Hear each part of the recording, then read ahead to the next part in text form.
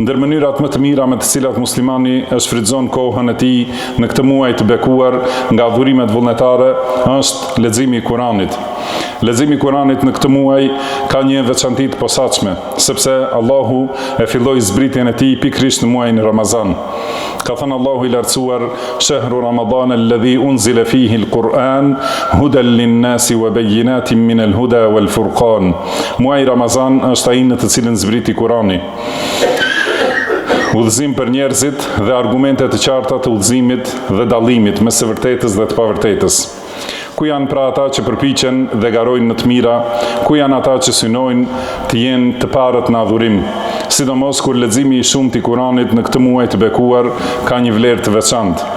Gjibrili alayhi salatu wassalam e përsëriste Kuranin me profetin sallallahu alaihi wasallam një herë çdo vit gjatë Ramazanit, ndërsa në vitin në të cilin ai ndroi jetë, ja përsëriti 2 herë si përforcim dhe vërtetim. Selefët e devotshëm e shtonin shumë leximin e Kuranit në Ramazan, si në namaz, ashtu edhe jashtë tij.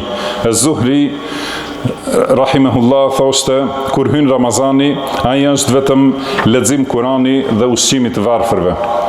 Shumë prej selefëve e përfundonin leximin e Kuranit shumë herë gjatë një Ramazani. Prandaj merrni ata për shembull në përkushtim ndaj leximit të Kuranit fisnik dhe meditimit të kuptimeve të tij.